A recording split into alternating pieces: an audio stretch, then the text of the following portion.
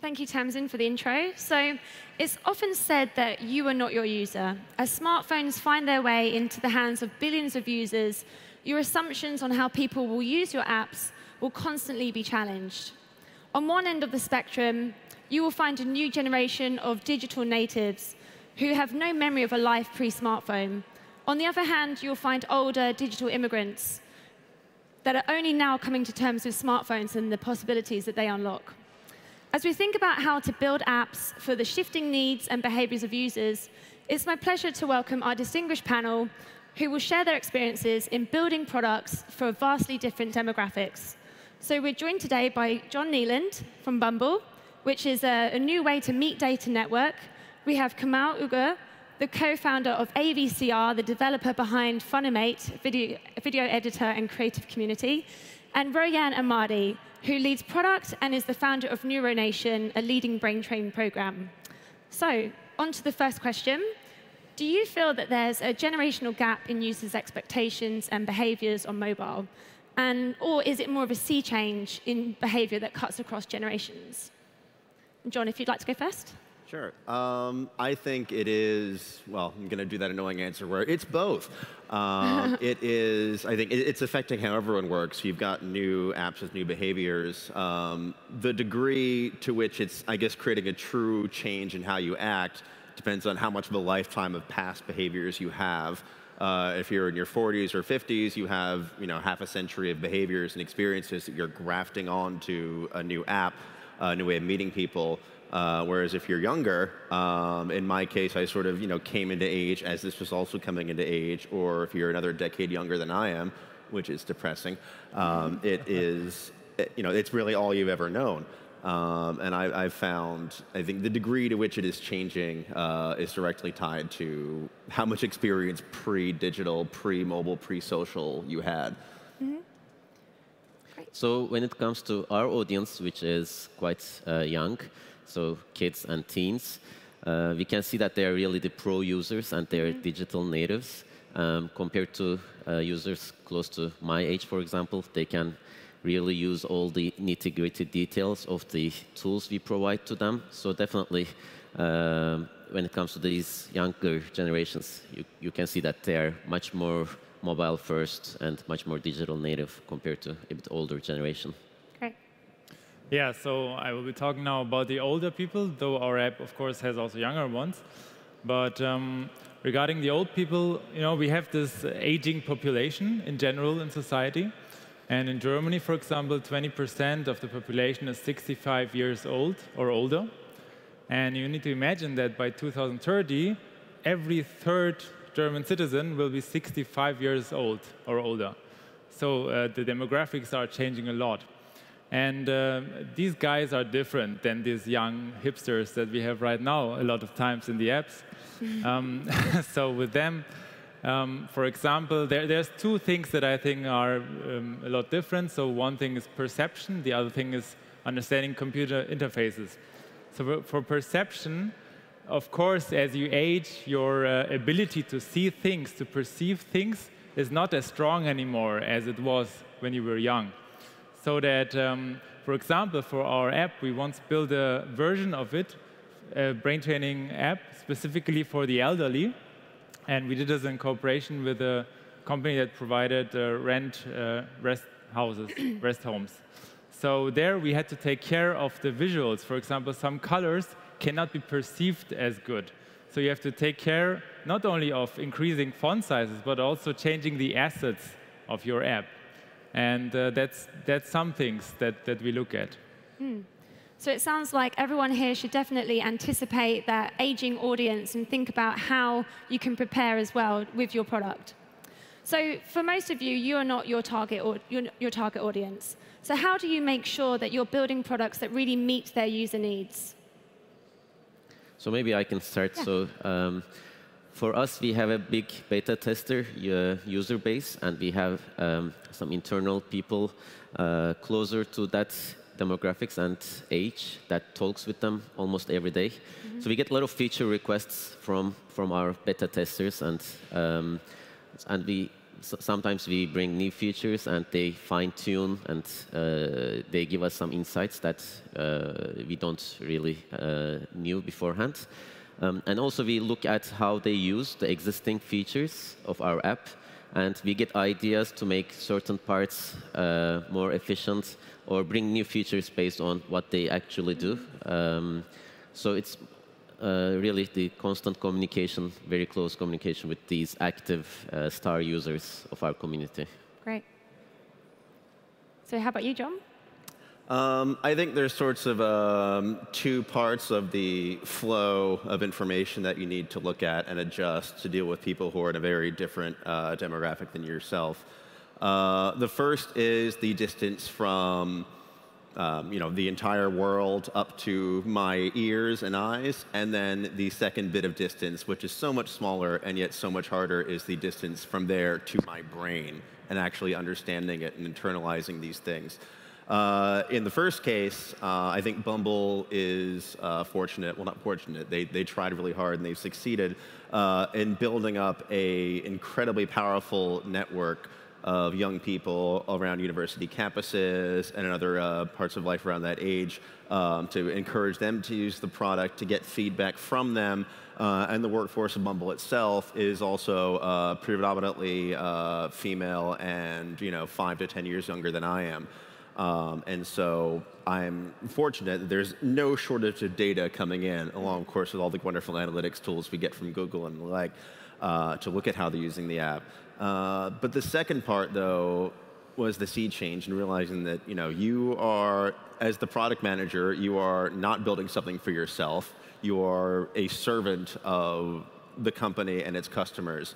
And you truly have to listen to these people who, even if they are younger than you, they don't have all the degrees that you do or the life experience you do, they have an experience that is every bit as valid, in the case of this particular product, more valid and more important. So I think those two chunks are what you have to deal with and focus on the most.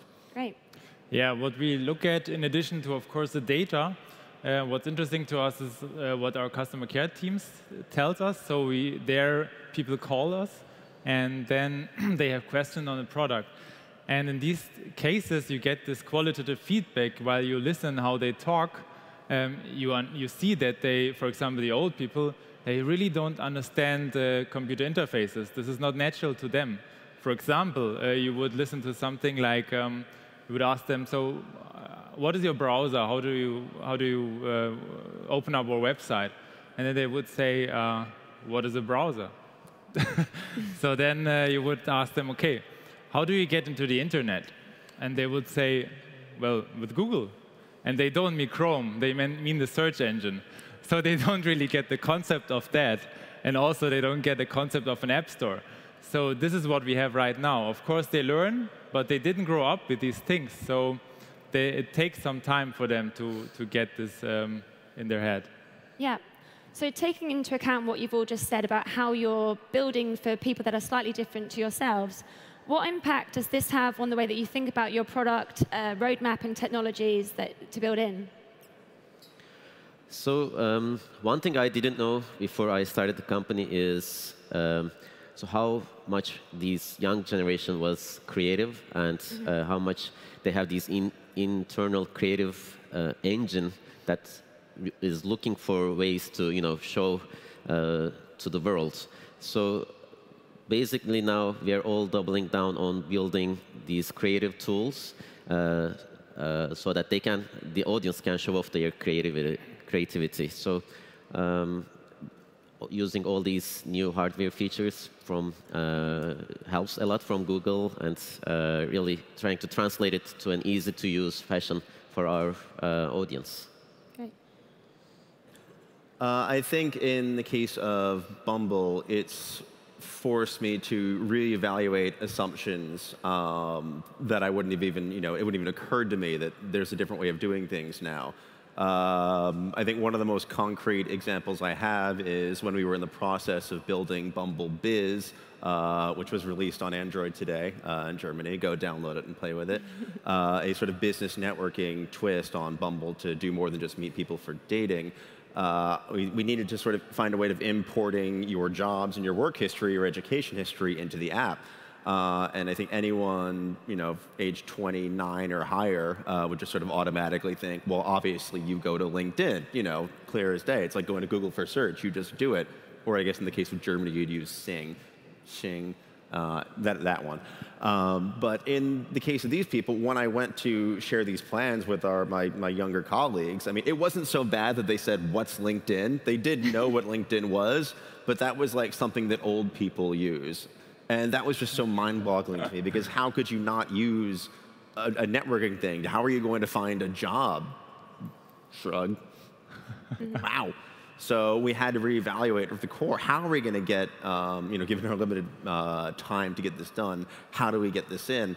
In the end, we went with Facebook because they're apparently just telling everything to Facebook. I think now, in another 5 years, we're going to find that the 18-year-olds in 5 years are going to be, not even on Facebook. I don't know. We'll pull it from Snapchat or something. Mm-hmm. Yeah, well, for our roadmap, there's, for example, one quite interesting project on it for the elderly. It's about digitalizing dementia assessments, and we do this in a collaboration with the Charité Clinics, the German Institute of Artificial Intelligence. The project is also funded by the German Ministry of Education and Research. And this is a long-term project, as you can hear. And for digitalizing dementia assessment, we look at how it's done right now in the clinics. And there, the patient talks to the doctor. The doctor asks some things, and based on this, the doctor calculates a score that goes into dementia assessment. So as you can see, this is a natural conversation. It's not a strange computer interface. So we hope a lot in natural language processing, so that we can replace these kind of things with assistants that can then lead the conversation with the patient and assess this risk in dementia. And on top of that, it will be even more reliable, because right now, for some tests in dementia assessment, 1 out of 10 times the doctor calculates it wrong. Yeah?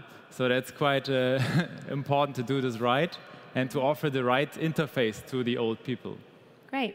And so there's growing awareness that technology has the power to do good and also to do bad. And so, of course, do you feel that you have a real responsibility towards being mindful of your users and their overall well-being? Yeah, so when it comes to, especially for kids and teens, we try to make the community as safe as possible, and suitable for their age. We have a lot of tools internally that we use to moderate against, for example, bullying. Something that I learned also after I founded this company was bullying was a big problem in this demographics. So we have both community-powered tools where people can flag up certain comments or certain profiles, and we have internal people looking at things.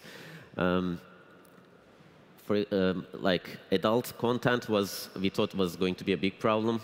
We had all these tools to filter those out, but that didn't turn out to be as big as a bullying problem. So definitely, I mean, people nowadays, this is where they spend most of their time, right? So, and when we see all these reports where when they get a bad comment from a person that they don't know, they feel down. We get comments from their parents that now their kids are, crying or not feeling bad. So there's all these, and we are not still there yet. There's a lot of things still to do, but definitely I think as app developers, we have this responsibility to protect or have a safe environment. I absolutely think that we, as companies and the people behind them, have a responsibility to be, custodians of our users' time and responsible for their quality of life, especially with the younger ones, because again, they're just coming into digital technology and life, and anything we do is going to play a much stronger role in determining how they go through life than it would for, say, someone in their 40s or 30s or 50s. Sort of a great power, great responsibility thing. And within that, though, I think it isn't necessarily against your self-interest to do so. It's not just the right thing to do. I think it's also, in most cases, the best thing to do for your business. If you pursue pointless vanity metrics like the number of minutes somebody spends in your app, then yeah, you'd optimize to just try to always distract them, always get them at the most vulnerable point and try to get them in, which might be great for that metric, but it's not great for them, and maybe it's not great for more important metrics, like how much they convert to being a paid customer. In the case of Bumble, we know from the data there are certain times of the day and of the week when engagement is the most valuable. There are actual times of day when people are more likely to be swiping right. It's definitely not Monday morning. And we build around that, and I think we found that even if you optimize for the highest quality engagement as opposed to just the most engagement possible, you'll have an experience that is better for you and your bottom line, and also better for them and the society that we all live in. Mm-hmm. Yeah, well, I also think we're responsible, of course, especially as coming from a health company. And so we should not give users, we should not help them build unhealthy habits. Yeah, of course, we take the time of our users, but it should be reasonable. And right now, of course, the incentive for us developers is to, more short-term, take the maximum amount of time that we can. And this can lead to establishing unhealthy habits. However, if really AI is going to revolutionize health, and if there will be massive amounts of data and user tracking, then what if the future AI assistant actually will be able to reveal unhealthy habits to users? So helping them to see where they are actually maybe spending too much time. If this works out, then of course we developers will have more incentive to help them build establish a healthy relationship with us and not an unhealthy one. Yeah, and I fully agree. I think having that user-centric approach to design is not only good, of course, for your users, but even more so for your bottom line as well. And so what would be your #1 piece of advice to developers on dealing with the generational gap? I cannot talk with all the generations and demographics, but I can only speak the audience that I'm very familiar with, which are these youngsters. And they are, digital natives. They can use your product in ways that you cannot maybe imagine, or you haven't imagined before you released it. So try to keep it as flexible as possible, and try to get feedback very quickly. They're very eager to provide feedback, and they feel engaged, and they feel part of the community. So don't be scared to ask their feedback and be engaged with the app. What we found was they're more than willing to help the developer, especially if they like the app and if they like the product. So yeah. Great. What about you, John? As succinctly as possible, talk less and listen more. Being less succinct, I would say it is important to, when you do talk, start with questions. And make them open-ended questions. I think there are certain dynamics of age and status and gender that if you start with a statement, it can bias what sorts of answers you're getting from these people. So I think it's very important to, when you are asking these questions, make them open-ended, and you'll be surprised where they go and glad you found out instead of developing it and finding out the hard way. Yeah, so what I would suggest for the future is really to start just understanding the demographical change, start understanding that these old people will come. And right now, they're maybe at their desktop, at their laptops, using web applications. But as they grow more into mobile and into whatever kind of technologies we will have, it makes sense kind of to learn how they think and how what abilities they have. And what kind of interfaces, for example, natural language processing, we can offer them to enable also older people to use our products. Great. So that's it for my questions. So now I'd like to hand it over to the audience to ask any questions as well. Thank you.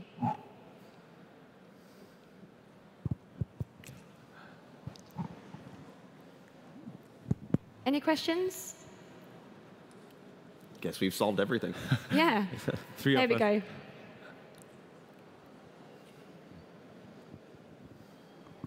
Hello. So judging from the fact that people who are 14 years old are kind of still don't know who they're going to become in 3 or in 4 years. And the same happens with people when they're 70. They don't know where they're going to be in 5 years. How do you compute customer lifetime value in these circumstances? So calculating customer lifetime value for like old people, this is what you're about? Both for young and for old, I guess. It's just the general idea of how do you deal with the uncertainty in that age group? You mean the uncertainty that they will be alive, or what? Yeah, that in particular. But, I mean, like their retirement fund could go bust because of the bank, and people who are 14 years old, they still don't have any money right now, but maybe they will have it later. Well, I can just tell about the older people that these are the most loyal ones, actually, because once they are your customers, they actually they are not interested in exploring all the different options that they can do. It's also a cognitive overload, of course. So also, we know that old people are a lot more sticking to their commitments, to their own commitments. Trust is a lot more important to them. So once they find that you are a trustworthy partner, you actually have longer lifetime values with those than with the younger ones who just jump from one app to the next. This is what I can tell about the older ones. For the young ones, I think the customer lifetime value is a difficult thing to compute anyway. So, I mean, we basically use the same techniques that everyone uses, so we don't do anything specific for younger ones.